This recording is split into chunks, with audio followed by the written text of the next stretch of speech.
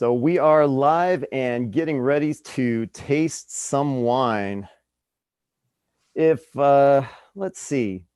Thank you for checking out South Lyndale Liquors, specifically the YouTube channel. We've got a great lineup of wines for you to taste tonight. We're going to be doing the Kendall-Jackson Chardonnay, the La Crema Pinot Noir, and the Murphy Goode Liar's Dice Zinfandel. And to help us all out with this, I also have a special guest that I'm going to be introducing momentarily. But if we haven't met before, my name is Ken, and I am one of the wine guys at South Lyndale Liquors here in Minneapolis. Let's see, I'm going to make sure that the feed for YouTube is operating, and it looks like it is. There is a comment section on the right-hand side. So if anyone can, let us know that you can hear us well, picture looks good, sound looks good, just give us a thumbs up in the chat box. And let's see. Okay, so here's how this works. We're live. Any questions you want to submit on YouTube, go ahead. Larry is the master sommelier that's going to be helping us out, and we're going to have time at the end for him to answer questions. But like I said, Chardonnay is the first one we're going to go with. So if you have this on hand or any wine that you have, feel free to open it up, pour yourself a glass. And in the meantime, I am going to introduce our guest. He's been in wine for over 25 years, earned his Master Sommelier certification in 2001. Actually won the title of Best Sommelier in America, served as a wine judge and continues to serve as a wine judge internationally. And he's also a board member of the Court of Master Sommeliers. Finally, he currently serves as a Master Sommelier for the Jackson family wines. His name is Larry Obrien. Larry, I want to thank you for joining us. How are you doing this evening? I'm great, man. Thank you for having me. Great opportunity for us to talk a little bit about some of the cool wines we make and clearly about that upcoming holiday where we overindulge in every regard. Well, and that's the whole reason why I wanted to do this. Thanksgiving coming up. It's been a trying year. 2020 has been tough, but if it gives us something to look forward to, Thanksgiving holiday dinner, picking out a decent wine to even make that holiday dinner even better. That was the whole point for putting this together. So I'm going to actually pour myself a glass of the Chardonnay. Hopefully everyone else has been doing the same. And while we've got this, why don't you get us started? Why don't you tell us what we got here? Okay, so this is the wine that built an empire, quite literally. And like all empire foundations, it was serendipity, right? There was no plan to build a wine empire. There was one Jess Jackson, his daughters who were rather reticent to join him on his weekend forays up to Lake County.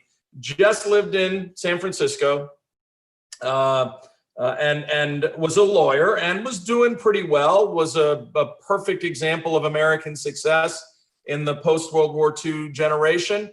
But his family were farmers, his father's side and his mother's side. His father's side grew corn in Colorado. His mother's side owned very large amounts of land in New Mexico and were farmers. So Jess, the lawyer, kind of had a midlife crisis and it was an itch to get back to the land.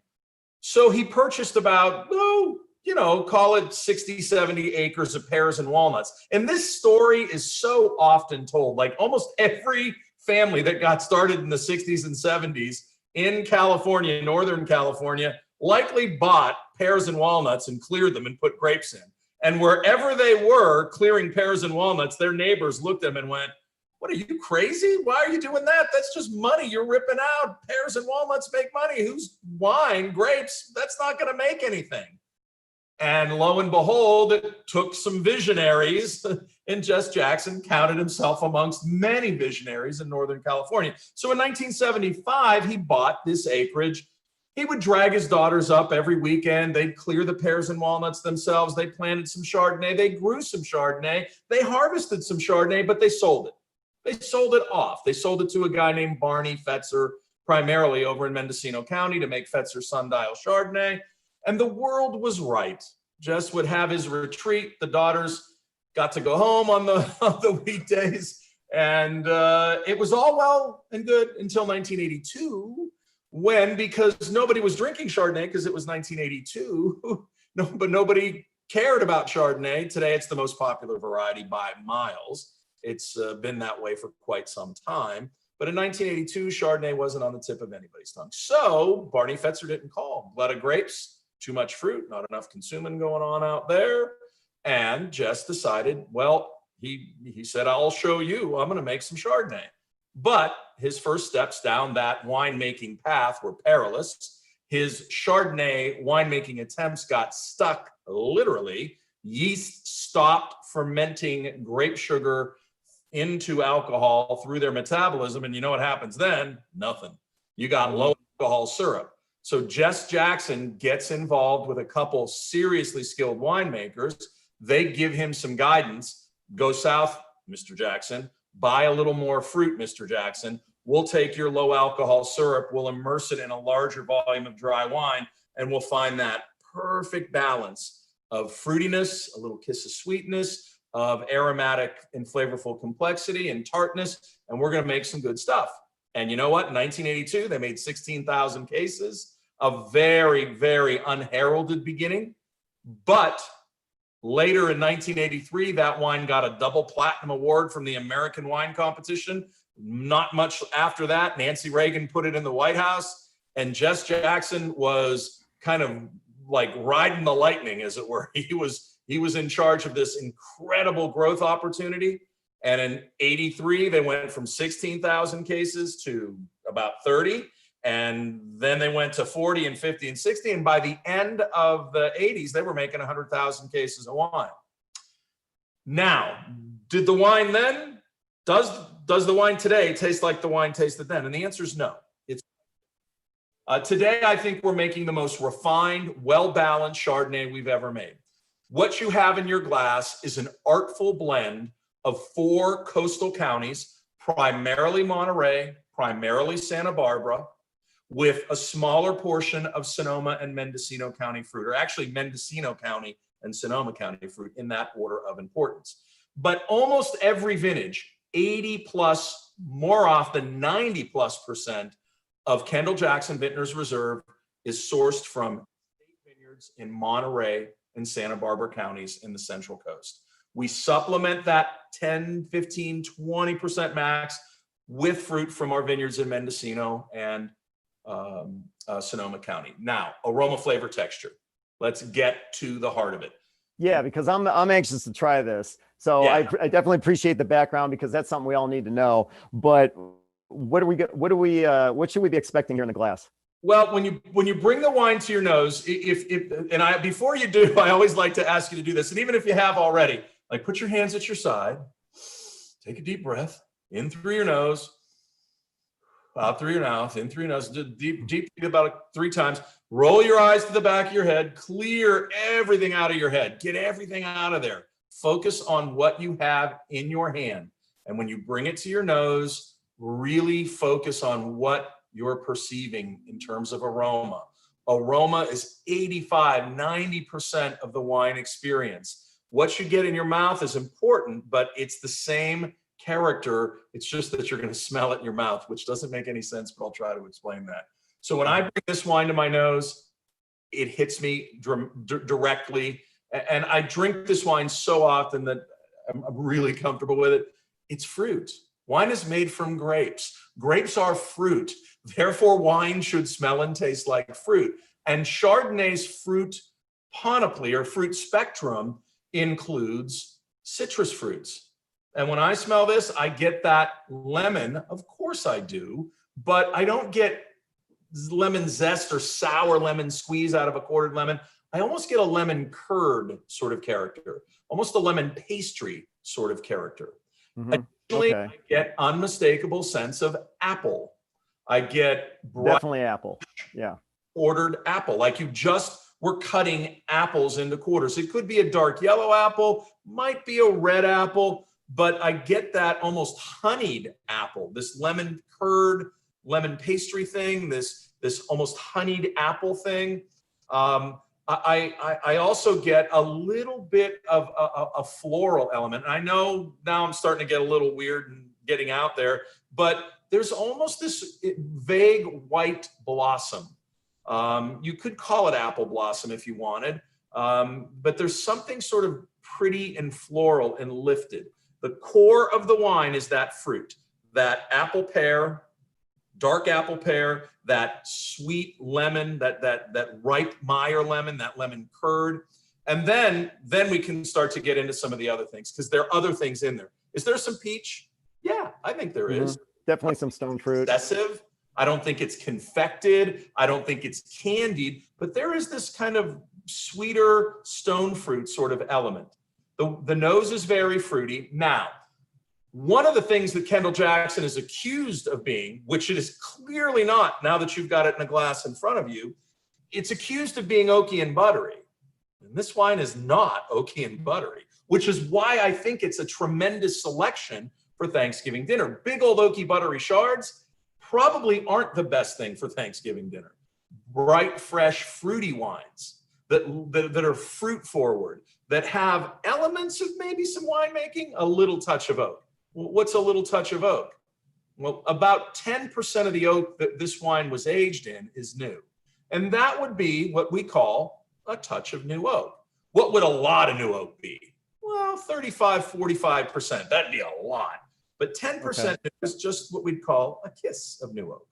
Now, all that said, this wine was fermented in barrels, 90% of it. Well, wait a minute, Larry, you just told me 10%. Yeah, I got it. I know it's confusing. 90% of the wine was fermented in barrels. The other 10% was fermented in steel. We like what steel brings, a crisp, clean, linear, more tart, refreshing style of wine. And we like what the oak barrel brings, which is a round or soft or slightly silky / creamy sort of texture in the mouth. New barrels bring vanilla, smoke, toast, caramel, brown spice, toasted brown spice. And when I smell this wine, I smell fruit. And I smell fruit, but I gotta say, I've been holding the glass, I've been smelling it, but now I want to taste it. Taste it, put it in your mouth, see what you got. Well, and so what should I be expecting here? Same thing? Well, I think the nose very much becomes the palate, or the palate follows the nose. Okay. Some wines can be misleading. They'll smell one way, ripe and fruity in your mouth, and they are skinny and sour. This wine smells ripe and fruity, and it feels and tastes ripe and fruity. Now, what I love about this wine is there's a richness to it, but it's not excessive. It's not blousy. You can't stand a spoon up in this wine. That's not its character. But there is. Wait a second. Is that the definition of blousy? Like a real super heavy? Yeah. Is that what you're? Okay. Yeah, cloying, blousy. Mm-hmm. You know, this wine is none of those things. It's got weight, it's got richness, it does coat the mouth, but the lingering, I want you to tell me, you guys out in the audience, tell me, what is the lingering impression of this wine? Because for me, the lingering impression of this wine isn't richness or silkiness or creaminess. It's actually happening down here where you have several sets of salivary glands, and the salivary glands underneath your jaw, underneath your mandible, deep in the back, those guys are working pretty profusely right now. Mm-hmm. It's tart. It's fresh. There's that kind of sweet citrus tang to this wine that keeps your mouth watering and keeps the wine refreshed. Well, okay, so let's talk about what makes for a good Chardonnay when it comes to a Thanksgiving dinner. You know, you mentioned earlier, over the top oaky, over the top buttery might be something that you want to avoid. This wine, I don't believe, is over the top oaky or buttery. You've got the hints in there, but why do you want to avoid super oaky, super buttery when it comes to Thanksgiving dinner? I just think there's a clash.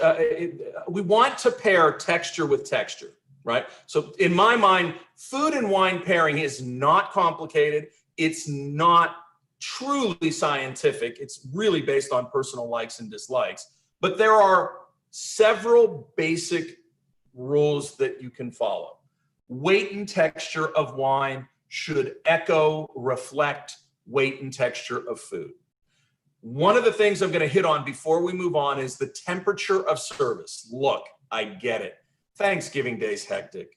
Family running around, kids running around, Totally. trying to contribute, and too many hands in the kitchen, and just too much going on. So, yeah, I know the last thing on earth you want to worry about is the temperature of your wine. However, I'm going to tell you guys, if you serve this wine too cold, it's going to be too tart and too skinny, too lean in texture. It will lose some of the richer, rounder character that it can have at 55 degrees. So if you can assign one person to handle the wine for your Thanksgiving dinner, my advice is if you're going to serve white wine, don't serve it out of the refrigerator when it's sat in there overnight or for hours.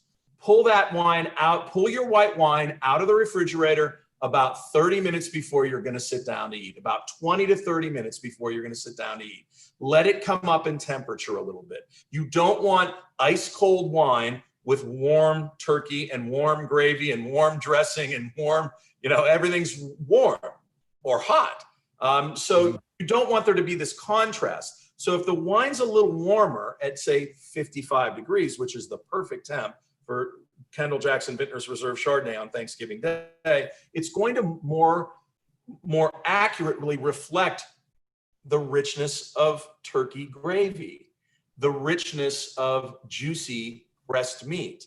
It's going to more accurately reflect the density and richness of a really well-made dressing that might have stuffing or might have cornbread or whatever it might happen to be, but that a really well-made dressing is going to be dense and rich, right? Lots of butter. There's going to be a density of texture, and at a warmer temp, the wine's going to be more reflective of that. Okay. And butter, to me, sort of clash with the more mild flavors of white meat turkey, of traditional stuffing, of turkey gravy that's been, enriched either through reduction or through adding a little cornstarch in there, or putting some butter in there, and all those things. So, I mean, so if I'm understanding you, basically you're saying if it's over the top oaky, if it's over the top buttery, and you're having white meat, breast meat, the standard typical stuffing that we always have, or the mashed potatoes, you're saying that over the top oaky and buttery, those notes are just going to totally invade or even take over the food that we're eating, and I think they clash. It's kind of a distraction. I don't think that there's going to be some poisonous side effect. No policeman's going to come and write you a ticket for a more intense oaky buttery style of chard. If that's your thing, God bless, drink it, enjoy it, man, because that's all that matters. But I think if you're dialing into Food and Wine 101, if I weren't serving Kendall-Jackson as an example, I would probably go with an Alsatian Pinot Gris, because Alsatian Pinot Gris have no new oak. Alsatian Pinot Gris tend to be rather round. They have a dark, mealy apple, even peachy sort of character. They're a little less maybe tart than this, and there's some differences, but then there's some things that tie it together. So that's sort of why I like this Kendall-Jackson, because it, in a way, at 55 degrees temp, it is fruity, it is soft, there is a certain silkiness to it, and just enough of that kind of tart and tangy that makes your mouth water to keep everything fresh. I mean, think about some of the other things. Are you going to do the green bean casserole? God bless. I love the green bean casserole. I love the fried onions, the mushroom soup, and I love that. But there's a certain weight and creamy richness to that. What about corn that's got a lot of butter on it and some salt on it? I love that too. I think corn and Chardonnay kind of have this perfect intersection. So there's so much to like about a soft, fruity, gently oaked, round, softly textured Chardonnay with Thanksgiving dinner. No ifs, ands, or buts. Then based on that explanation, I can kind of see where the Kendall-Jackson Chardonnay fits in. I get it. And I'm looking forward to, having it with Thanksgiving, this year. Let's move on. Let's see. We've, it's about 20. Let's move on to the La Crema Pinot Noir. Yep. And so, you know what? Do you mind if I share my screen real quick? Yeah, go ahead. I'm going to share my screen. And guys, I'm going to take you on a little journey really quickly I'm going to put my glasses on so I can see what the hell I'm doing. Right now, you're not looking at a vineyard, people. You're looking at a very sorrowful place for me, and that is Progressive Field in downtown Cleveland at the corner of Carnegie and Ontario. Don't ever believe for a minute that good pitching always beats good hitting, because the Yankees proved us wrong this year. And I love the rivalry that my Indians and your Twins are developing. The Central Division is really competitive again. But let me take you on a cross-country journey over the Great Divide into Monterey County. And that vineyard that you're looking at right now, the Clark Ranch, this ranch right here, this is the Arroyo Seco over here, this dry creek in the back. This is Clark Ranch. And I'm actually going to take you down to street level just to give you a sense of what it looks like here in Monterey. This vineyard is at the heart and soul of Kendall-Jackson Vintner's Reserve. These vines right in front of you are Chardonnay vines that will end up in the Vintner's Reserve. These mountains in the backdrop separate the Arroyo Seco from the Pacific Ocean on the other side of the range, about 15-ish miles away, give or take. These are the Santa Lucia Highlands, and this is the Arroyo Seco of Monterey County. As we spin around and look the other way, that's the east side of the Monterey Valley, the Salinas Valley, and over there is the Gavilan side of the mountain range. And this is some of the most idyllic conditions in the world for Chardonnay. It's absolutely one of God's places on the planet for Chardonnay, and this vineyard is a heart and soul vineyard. We'll quickly move on down to Santa Barbara County. Take a peek at this vineyard called Mission Trail. So here we are in Santa Barbara, once again, having the benefit of proximity to the Pacific Ocean, just about 25 miles away. We'll zoom back in, and this vineyard called Mission Trail is heart and soul for the Vintner's Reserve. Between Clark Ranch in Monterey and Mission Trail here in Santa Barbara, let me tell you, you've definitely got, probably some 30% of the total wine in these two vineyards. They're the real heart and soul. I'll stop sharing. I'm going to reshare real quickly, because what I want to share with you is a little bit of drone imagery. And this is pretty cool. We have 2 full-time drone pilots because we use that drone technology and cameras with filters on lenses in order to get really good data and imagery out of our vineyard. It has to do with how light is reflected out of that vineyard. And there's some really cool stuff. But beyond that, it's just cool, right? It's just pretty. So what we're looking at here is the Kendall-Jackson winery facility in Monterey. You can see that we use a lot of solar array. As a matter of fact, Kendall-Jackson is the largest user of solar array in California, period, not just vineyards, but in California. And so here is that dry creek right here that we discussed. And right over on the other side of this line of trees is the Clark Ranch. And you get a beautiful sense of what it looks like there in Monterey County. So this is that vineyard that we were just in Santa Barbara County. And this is what it looks like down in Santa Barbara. And as you can see, it's a little different. The hills are a little bit more gold. It's a little more extreme here. It's a little windier. It's quite a bit drier. The growing season's a little longer. And Chardonnay and Pinot Noir thrive in this environment. And this is that vineyard that we just saw from the map, from Google Maps, called Mission Trails. And with that, we're going to move on and talk a little bit about this particular vineyard and a few others for La Crema. Now, Ken, you and I were talking about one of the reasons you were doing this, and you were just recently reading about what red wines would work with Thanksgiving, because what do we think?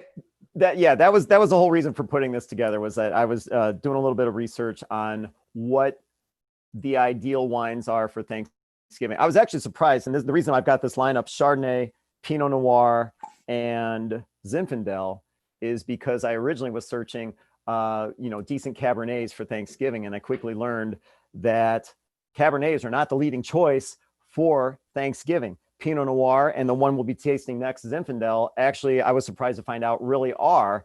And, I'm looking forward to finding out, what the explanation is. What can you tell us? So bring that to your nose. Yep. And again, if wine is made from grapes and grapes are fruit, therefore wine should smell and taste like fruit. Of course, Pinot Noir, like Cabernet, Merlot, Zinfandel, Riesling, it smells like fruit, but the fruit of Pinot tends to be a little bit more red fruit oriented. Yep. More red fruit than blue or black fruit. Okay. And Okay. red fruit with a texture that's softer, less grip and grab inside the cheek on the soft tissue, less super dusty surface of tongue and roof of mouth. That red berry fruit and that soft texture, that less grippy, dusty, dry, you can use the word astringent, that less dry texture, that more supple, soft finish. This wine has dryness, but it's an elegant dryness, not an aggressive dryness. And Ken, when you think of a big, bad American cab, what do you think about in terms of dryness? Well, yeah, definitely over the top. The thing about this La Crema, and it's the one that I'm tasting here, the one that I have, and I probably should have told this to you. We've got in the store the Sonoma Coast. This is the 2018 Sonoma Coast. Yep. I understand from the La Crema site, there's plenty of Pinot Noirs that they produce, but this is the one that I've got here.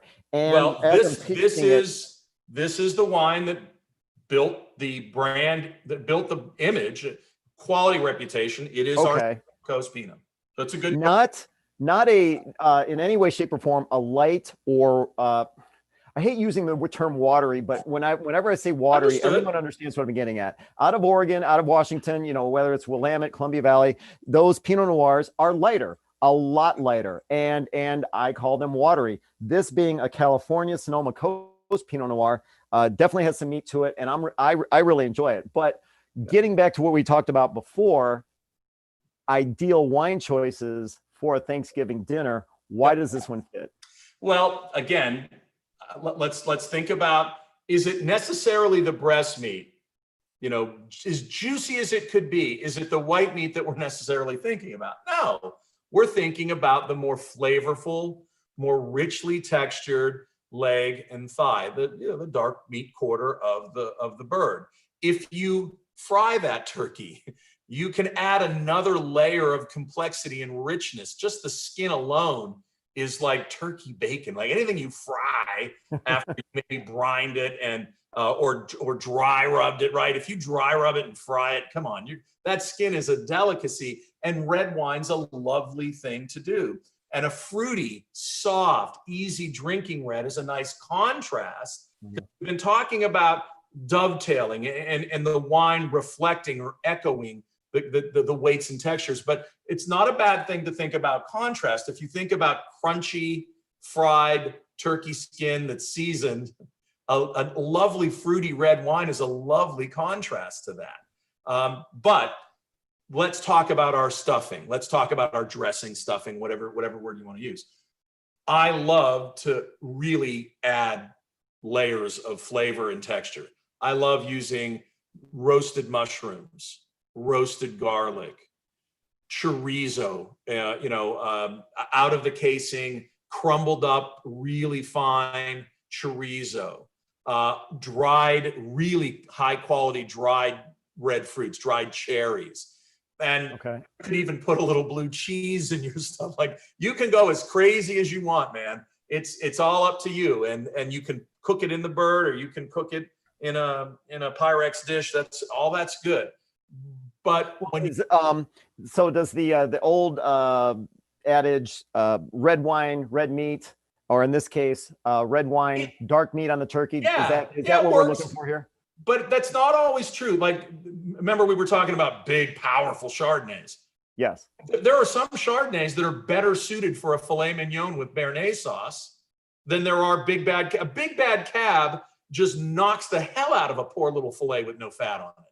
But a 3, 4, 5-year-old Chardonnay that's big and rich and decadent is a perfect pairing, because again, it's kind of a weight and texture thing, and we're picking up a little bit of that fatty creaminess of the Béarnaise sauce, that egg yolk and the butter and the richness, right? And there's a good pairing, even though we're white wine and filet. But you're right, in this case, there's no doubt about it. This red wine is being paired with the dark meat, and for good reason. It works. This red wine is being paired with a more intense, flavorful dressing. This red wine is kind of a liquid cranberry sauce, if you think about it, right? Well, I it mean, kind of is. I mean, with the there's fruit in here, you know, it really good definitely is. cranberries has that agridulce, that sweet and sour sort of thing going. Well, this wine's fruity and tart. So there's kind of this agridulce thing going on in the wine. It's not sweet and sour, but it's fruity and tart. And I really think this is a great wine for Thanksgiving. Okay, so if there was any kind of a dish that you would say to anybody, hey, if you are serving X, do not consider a Pinot Noir. Is there anything that comes to your mind that would fit into that sentence? I'm not that guy anyway, but in general, I don't believe in wrong pairings. But you know, like the worst pairing I can think of is that big bad cab or a Nebbiolo, Barolo, or Barbaresco, so chewy, just really severely dry, and oysters freshly shucked on the half shell. Like that is the worst thing on earth I can think to tell you to do. Now, I can't tell you how often I see four big dudes off the 18th hole at the 19th hole at their favorite restaurant, and they love freshly shucked oysters, and they throw down 24 oysters for the four of them. And what do they want to drink? Big bad Napa Valley cab. So fine, guys, that's awesome. Do what you want to do. But I do, man, fish oils and the chewy puckery of Cabernet don't work. Meanwhile, the reason Pinot Noir is such a graceful pairing is that it doesn't have the big chewy puckery dusty. It is very kind of soft and supple and capable of dancing with a variety of partners and making those partners look good. Pizza and Pinot, yup. Pizza and salmon, yup. Pizza and grilled fish, or Pinot and salmon. Pinot and grilled sword, yep, absolutely. How about Cioppino, Italian seafood stew? Yep, there's my red wine. I can have my lovely little Pinot Noir. You know, it really does have the ability to pair with a wide array of foods. Pinot Noir enjoys that reputation. Vegetarian dishes, mushroom dishes, absolutely. It's going to find an easy way of working with foods. Well, let's see. I'm going to have us move on to the Zinfandel. I looked at the clock. I want to make sure that we keep things moving for everybody. So Understood. the Murphy's Good. Where did you want to talk about how this? Well, first of all, when I pour it in the glass, I want to hear what you have to say about what I should be smelling and what I should be tasting. But then I want to find out. I don't know a lot about Murphy Good. I don't. You know, I know. Kendall-Jackson, sure. I've heard a lot about it. Some true, some not, you know, and getting to know you, you've really explained quite a bit even tonight. La Crema, another winery that I'm very familiar with, and probably more so with the Chardonnay than the Pinot Noir, but I've had it before. When it comes to Murphy Good, I just don't know a lot about them. The only thing I do know about them is that the winemaker is a Minnesotan. He's from Minnesota. Absolutely. So maybe you could, if you tell us, first of all, you know, what we should be expecting on the nose, what we should be expecting when we taste it, and then give me a little bit of background on Murphy Good. You know, just basically tell me who they are. So Zinfandel for me was my seminal wine. Zinfandel is the first wine that I picked up, and after being kind of working in a restaurant and purporting to know something about wine, didn't know diddly back in the late 80s. Zinfandel was the first wine I tasted and went, oh shit, I get it. That tastes amazing. It was visceral. It was pleasurable. And I've been a Zin head ever since. Zinfandel is uniquely American. It's not indigenous to the United States, but it was brought here in the 19th century, mid-19th century, made its way to California. And when Zinfandel found California, it found its true place in the universe. The grape itself is actually Dalmatian. Well, where the hell's that? That's the Croatian coast on the Adriatic, the little duchy of Dalmatia. Well, the grape there is called Zrelnjak Kastelanski, and Zrelnjak Kastelanski made its way across the Adriatic to southern Italy, to Puglia, where they call it Primitivo. And about the same time it was making its way to southern Italy, guess where it made its way to in the United States? California, about the same time. Okay. So in California, we call it Zinfandel. How it got its name, kind of interesting story. And we're not even sure the exact definition of how it got its name. But if you're a Zin head, if you're a kind of a history nerd, there's a great book called Angels Visits, The History and Mystery of Zinfandel, and how it got to the United States and how it became, throughout most of the 19th and almost all of the 20th century, the most important cash crop in the wine business. It was the grape variety, and it wasn't until the 90s that it was finally supplanted by other varieties. This was the most widely planted grape in California for well over a century.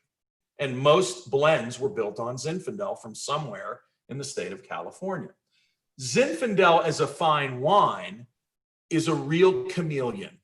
You can drink Zinfandels that are port-like, that'll literally blow you out of the chair. You can drink Zins that are kind of pretty and Pinot-like, literally adjacent to Pinot Noir, but on the greater side, the bigger, more full-flavored side of the equation. This Zinfandel from Murphy Goode that you're enjoying right now, I would call right down the middle of the fairway. It's 100% Zinfandel. It's not blended. That's kind of weird. Normally, Zinfandels are blended with Petit Syrah, with Alicante Bouschet, with any number of other old Mediterranean varieties that were brought to California in the mid-19th and thrived in the 20th. But this is 100% Zin. And it's Zinfandel at its heart and soul from three growers. One is the Deeden family in Dry Creek, and the Moritzen family in Alexander Valley, and the Mazzoni family in Alexander Valley. And the winemaker, as you were alluding to, is a kid from Minnesota, Dave Reddy Jr.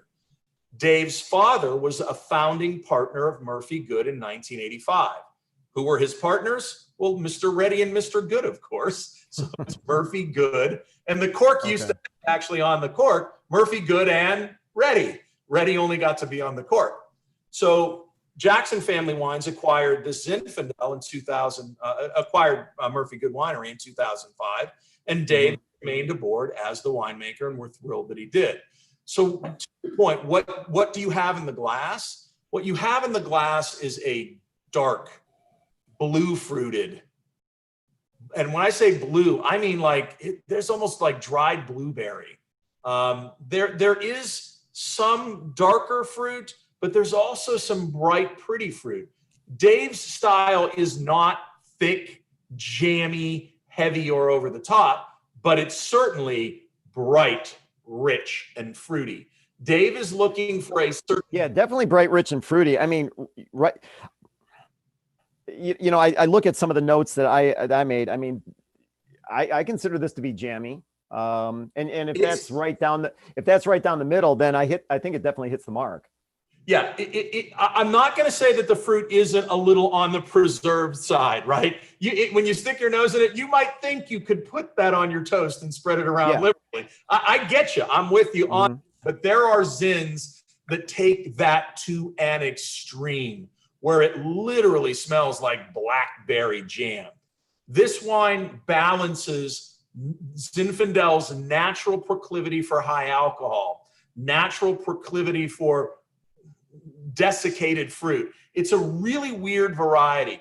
On one cluster of Zinfandel in a vineyard, on one cluster, you can have raisins on the shoulders, you can have normally ripe fruit in the middle, and at the bottom of the cluster, the fruit will still be green. And a winemaker like pulls their hair out. What the hell am I going to do with this? How do I find balance? Yeah, how do they harvest that? What, I mean, they harvest it, and it sort of balances itself. The raisins are balanced by the green fruit, but you're going to get jammy, but you're also going to get some tartness, some juiciness, some mouth-watering character. There's a certain tartness to this wine, as rich as it is. So when you press Zinfandel, you're talking about pressing both the ripe fruit at the top as well as the unripe at the bottom? Unless you're sorting for just one thing. But it's hard to make a balanced wine if you're talking about using exclusively just dry, desiccated fruit. So you have to figure out a way to make balance or create balance. And part of that is that the fruit itself kind of gives you some of that balance. You have to be selective. There's a lot of handwork involved, but the very finest Zins do strike that balance between excess and brightness and freshness, right? I can think of a lot of Zins that make their living on excess, jam thick, over the top, high alcohol. This isn't that Zin. This is a Zin that's worthy of food. This is a Zin that's worthy of Thanksgiving. Fried turkey legs and this Zinfandel are a match made in heaven. I'm telling you, it's a really, really good pairing. Again, what about, well, let's talk about side dishes here. I mean, so you're talking about the dark meat when you talk about the turkey leg, thigh, all that stuff. But when you were talking about like the Chardonnay, you obviously mentioned the stuffing and that type of thing. Are there specific Thanksgiving dishes that if you were serving, think about a Zinfandel, because this is really going to highlight stuffing, or the cranberries, like with the Pinot Noir, that made sense. When cranberries and Pinot Noir do make sense, as long as there's not an excess of sugar. If a dish is sweet and your wine is not, there's going to be a serious contrast. The sugar in the food will hollow out, eviscerate the fruit of a dry wine. It's one of those things. Do me a favor and repeat that. If a dish is sweet, but the wine is not, the sugar in the food will eviscerate the fruit in a dry wine. And it's easy to prove. It's very easy to prove. Try the canned cranberry sauce that's got look at the sugar. It's probably the third ingredient. And think about the grams of sugar. Well, I was thinking about sweet potatoes. As a kid, sweet potatoes, or even more recent, you think about, people will add brown sugar to sweet potatoes, that type of thing. So you're talking about if all of a sudden, that's going to be on the table, sweet potatoes and enhanced with sugar, whatever. And yet you're serving a dry Cabernet or, anything dry. It's just it's a combination. It's not going to work. No, because when you have those candied sweet potatoes with the marshmallows and the pineapple on them, you know what I'm talking about. I know exactly what you're talking about. Eviscerate the Cabernet. If you try that with Kendall-Jackson Chardonnay, it's not going to be perfect, but they can play in the same sandbox together. And if you remove the pineapple and you remove the marshmallow, and you're talking about the natural sweet potato that might have just some brown butter and some sage on it, now you're talking about a pairing. But the way you begin to bring sugar into the equation with a dry wine, sweetness in the food will eviscerate the fruit in a dry wine, leaving you with nothing but tart, sour, astringent. It will take all the fat and flesh out of the wine and leave just the skeleton. Well, then, so let me ask you this, and we've got about 10 minutes before we have to shut everything down. And so this is a key question that I want, we started talking about it. This is the reason why I wanted to talk about wines with Thanksgiving. Is that the reason, or what we were just talking about, sweet versus dry, sweet food versus dry wine? Is that why people shouldn't be so quick to reach for a Cabernet when they're out shopping for their Thanksgiving ingredients? Amen. Thanksgiving kind of sweet all the way. I mean, think about all the things. It's creamy, it's rich, it's decadently textured, and often sweet. Right? Now, you can mitigate, moderate that sweetness through how you approach your cooking. But Cabernet, being a big, powerfully dry red wine, in order to find balance with Cabernet, you need fat, salt, and protein. We're almost inevitably going to have the conversation about chocolate and cab. I'm not that guy. I rarely find chocolate pairings with dry red wine, big cabs that I like. And you know what? I know there are people in the audience that are going, what a jerk. I love chocolate and cab. And that's cool. Everybody's entitled. This is one area where there is no right or wrong. Honestly, there is no right or wrong. The chocolate that I want to do is 95% cacao.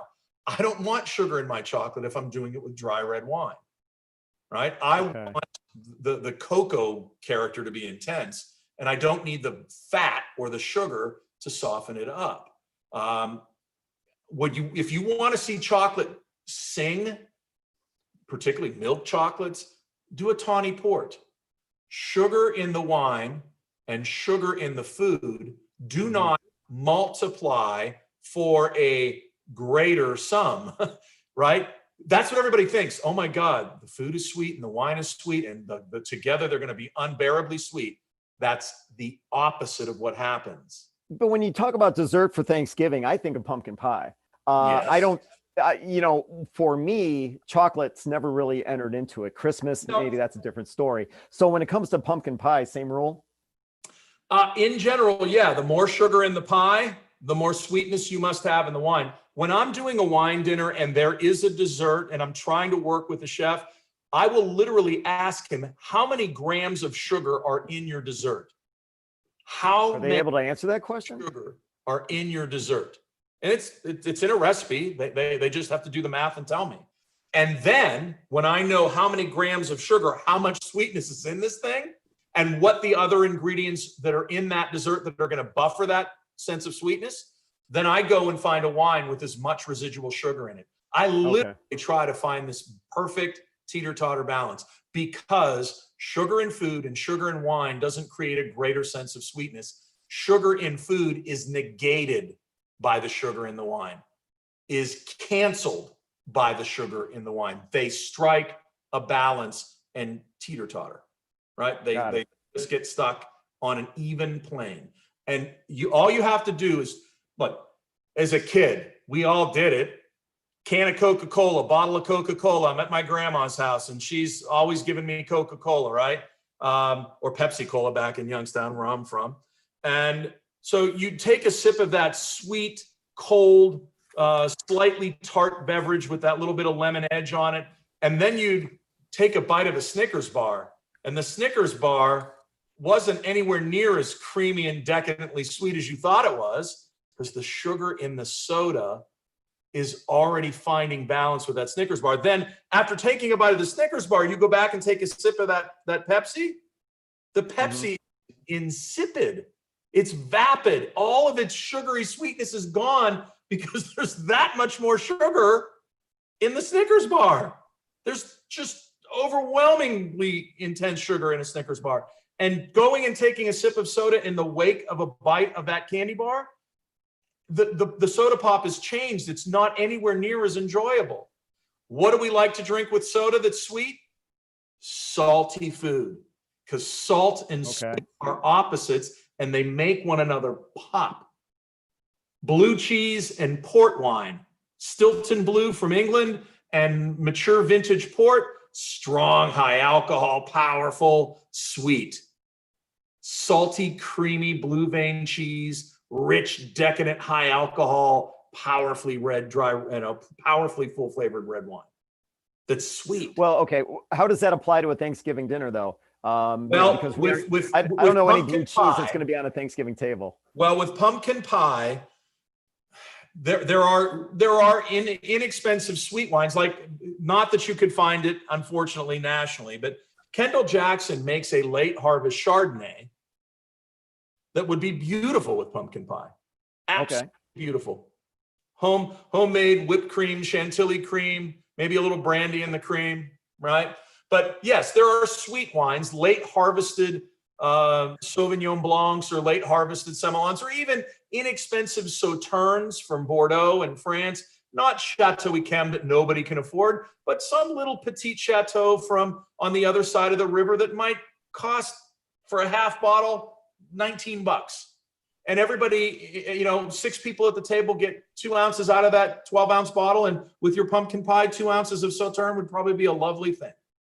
We've got in the store, I know we also carry the Kendall-Jackson, is it the Avant, the unoaked Chardonnay? Yes. Yeah. With what you're describing, would that fit? I mean, because I think what you're talking about is more of a super, I don't want to say dessert wine, but the late harvest definitely sounds like Well, it's you got a do. sweeter I tone am to it. talking about dessert wine. And when you say late harvest, you're talking about grapes that were picked in an overripe condition. And Okay. late harvest almost always indicates there's going to be sugar in wine left over from fermentation. We didn't put sugar in. It's just that when fermentation halted, there was unfermented grape sugar still in solution, in the liquid solution of the wine. And when you start to get sugar present in the wine to the tune of 5% or 6%, you're talking about a pretty densely sweet thing. And so that'd be about 50 grams. So it's the one thing I know about the metric system is this, and I don't know anything about the metric system. If I say 5% sugar in solution in a wine, that's 50 grams per liter. 50 grams per liter residual sugar makes me go, oh, 50 grams of sugar. How much sugar is in my pie? How much sugar is in my whipped cream? How much sugar is in my pumpkin bars, right? How much sugar is in my stuff? And if you do it with dry wine, you might enjoy it. Great. But most people would find that the sugar in the food suck the fruit out of the wine and leave you with the skeleton rather than the fat and the richness. Well, and I think I may have just discovered something new that I didn't really anticipate, which was, okay, so I picked out a Chardonnay, Pinot Noir, and a Zinfandel because, well, the reputation says they go well with, I'm sorry? It'll work well with the main meal. Right, with the main meal. But one thing I didn't expect you to say, or one thing I didn't expect, to come up in this discussion is that there probably should have been a fourth, or possibly removing one of the reds and replacing it with what? A dessert wine. Yeah. And I didn't think about Moscato or inexpensive sparkling wines that have a little sugar in them. Just play around with that. That's really fun to do. And there are lots of inexpensive Moscatos out there. Play with it. Pumpkin pie might be too creamy and dense. That's why I kind of like the idea of a late harvest Sauvignon Blanc or Semillon, or even a late harvest Riesling with pumpkin pie, depending on how much citrus zest or how much tartness can be put in that pumpkin pie to kind of give you that little sense of balance. Again, lemon bars and Moscato, really cool idea. There's another fizzy Italian wine called Bracchetto. It's the pink brother or sister cousin of Moscato. Bracchetto from Piemonte, Bracchetto d'Acqui. These are a very aromatic, rosy floral. It tends to love strawberries, and it doesn't mind a little bit of chocolate.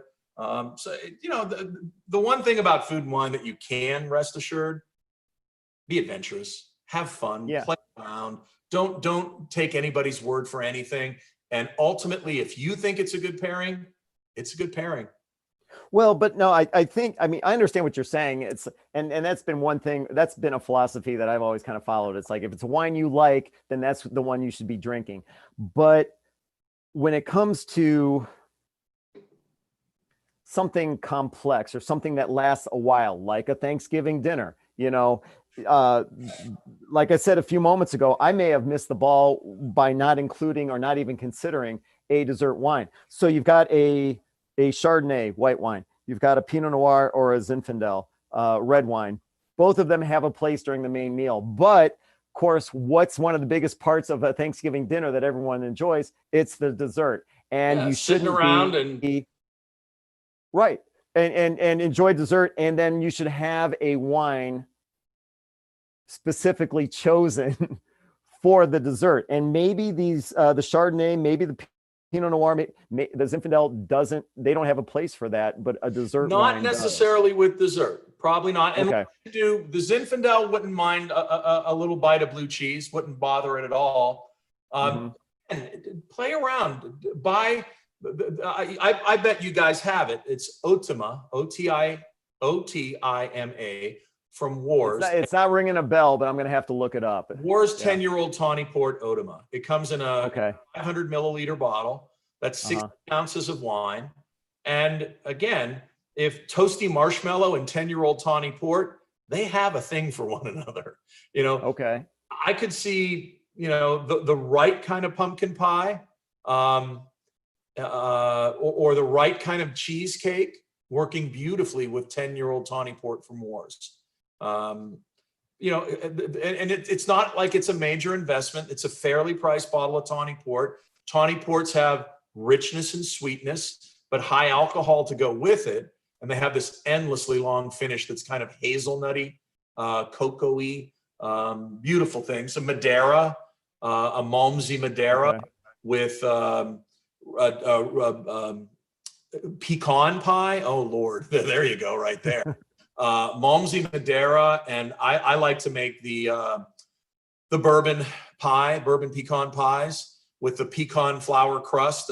Alton Brown's recipe, by the way, ladies and gentlemen, it's a little hard, but it's an awesome recipe. And that tawny port or an inexpensive Malmsey Madeira that might be. The cool thing about both of the port and the Madeira is that you don't have to drink them all in one sitting. They do have some extended shelf life. The Madeira, endless shelf life. Even after it's open, it really never goes bad. The port, you probably want to drink it up by Christmas, and that's probably not a hard ask. But yeah, well, Larry, I expected the big lesson here to be, don't be so quick to reach for the Zinfandel. But for me, it appears the lesson is consider a fourth component if you're picking out wines, which would be a dessert wine. And actually, now that I think about it, that could be a totally different discussion that we have on another day. Sure. I might have to tap you for that. But yeah, most port cherry Madeira is sold this time of year, just like sparkling wine. This is when people buy that stuff. Okay. Well, fantastic. I definitely appreciate it. We're coming short on time. So I definitely want to ask you, before we sign off, what do you have going on over at Kendall-Jackson? What do you have, or Jackson family? What do you have going on right now? Where can people find you? Well, I mean, it's easy enough to find us. We're jacksonfamilywines.com. If you want to learn a little bit about this family-owned, family-operated, it's one thing to say family-owned. It's another thing to say family-operated. And Barbara Banke and her children, Jess's wife, Barbara, their children, Jess's children from his first marriage, his son-in-law, Don. These are the people that run this company. Right now, we are in the midst of a pretty tumultuous time between COVID and Sonoma County fires and Napa County fires and excessive smoke. We are just trying to put our head down and work through all this chaos. That's not to say business isn't good. Anybody in the wine business will tell you right now, it's different, but it ain't bad. Because it's definitely different. I can attest to that. It's definitely different, but business is booming. Yeah, business is good. People drink when times are good. People drink when times are bad. They do. Definitely. But the Jackson family is very resilient because we own so much land, 14,000 acres of vine around the world, just shy of 14,000 acres. We own about 45,000 acres of land around the world total, but we only plant about a third of that. We own land in Italy and France and Australia and Chile and South Africa and Oregon. So there's never a dull moment working for this family. It's been a really weird and challenging year. And like everybody else, we're just grinding through it, hoping for a return to normalcy whenever that happens. One of the cool things about the Jacksons, one of their other interests are thoroughbred horses. So if you follow the Breeders' Cup or you love the Kentucky Derby, the Preakness, and the Belmont, we generally will have horses in those races. We race all over they race all over the world. I'm not a part of that, but so if you're interested in horse racing, check out Stone Street Farms in Lexington, Kentucky. And we just had a horse in the Breeders' Cup just this past weekend, and I actually forgot to see how she did. She was a filly juvenile running in a turf race. So that's something that we've constantly got going on. If you ever find yourself in California, in addition to being able to visit countless wineries from Jackson family, if you like beer and you're in the Russian River area and you're in Santa Rosa, Jess Jackson's son, Christopher Jackson, is the proprietor of Seismic Brewery. And Seismic, and they are quietly and quickly building a great reputation for the quality of their beers. So I don't know, that's a bit of a nutshell. While you were running through that, I didn't want to appear distracted, but I was trying to pull up the website. Is it jacksonfamilywines.com? Yes. It is. JacksonFamilyWines.com, all lowercase, Okay. one word. Got it. Got it. Well, I definitely appreciate you giving us the time. I definitely appreciate you going through each of these wines. I think they're amazing. And I hope that anyone that's trying to plan out or think ahead for their Thanksgiving dinner leans towards one of these, Kendall-Jackson Chardonnay, the La Crema Pinot Noir, or the Murphy Goode Zinfandel. But like we talked about like maybe 5 minutes ago, consider also adding a tawny port, some kind of dessert wine. I didn't plan for that, but I definitely appreciate you laying that out. And I can't thank you enough. You know, I My met pleasure, you for the man. first time about 3 weeks ago, and it was a thrill. I've talked to you many times since then on the phone, and you've been nothing but helpful. And I look forward to having you join us again. Thank you so much. My pleasure, Ken. Everybody patronize the guys at South Lyndale. They're doing a great job. Enjoy your Thanksgiving out there. And let me know what you think about our wines after the fact. And hopefully we'll see you on YouTube Live again very soon. We'll get You got it, Larry. And I just want to say to everyone out there, you know, please come and visit us at South Lyndale Liquors, 5300 Lyndale Avenue. The website, southlyndale.com, where you can also, in addition to visiting the store, you can, you know, do a curbside pickup. You can do a delivery if you like. We're also on Facebook, Instagram, and Twitter. Thanks for joining us tonight. Definitely appreciate your time. Definitely appreciate your presence, and keep an eye out. Subscribe to the South Lyndale YouTube channel. There's going to be more stuff coming. In the meantime, everyone have a great evening.